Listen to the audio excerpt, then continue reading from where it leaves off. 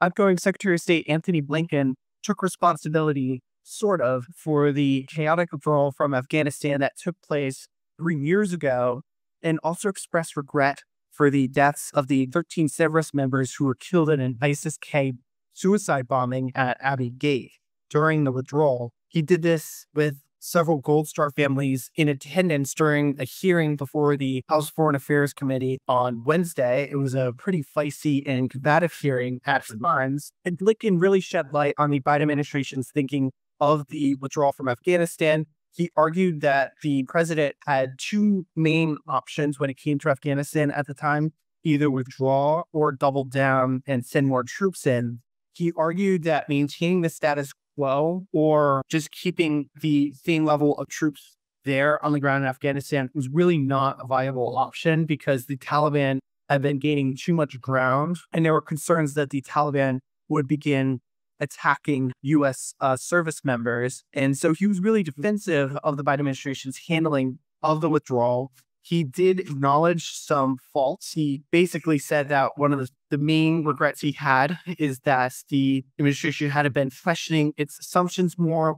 He also indicated that the quick collapse of the Afghan government really caught the Biden administration off guard. He said that he expected the Afghan government to survive once the U.S. pulled out and withdrew entirely from Afghanistan. Of course, it fell apart rapidly as the U.S. was pulling out. And Blinken at one point recounted this conversation he had with the former president of Afghanistan, Ghani, the night before Ghani fled Afghanistan. And during that phone call, Blinken said that he had told him he was committed to fighting for the Afghan government and fighting against the Taliban and would stay in Afghanistan before, of course, fleeing the next day. So Blinken kind of went through a number of the issues that the administration had encountered, and Republicans were really grilling him at times, accusing him of having blood on his hands and of being misleading.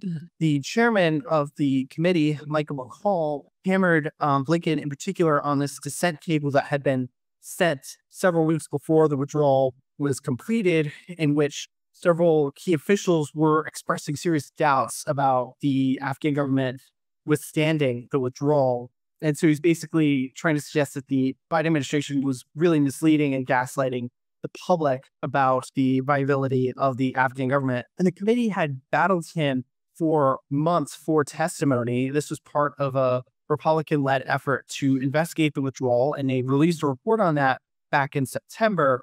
But Blinken was one of the key officials that they still want to hear from, alongside National Security Advisor Jake Sullivan, whom the chairman indicated may potentially testify before the committee, possibly even in a classified setting. And so it was a pretty combative hearing. Democrats on the panel really played defense for the Biden administration, and they were pointing out some of the faults in the Trump administration. They were blasting him for the negotiation of the Doha Agreement, which was negotiated between the U.S. government and the Taliban. It excluded the Afghan government. And they kind of argued that that laid the groundwork for the collapse of the Afghan government. Republicans, of course, were pretty dismissive of it.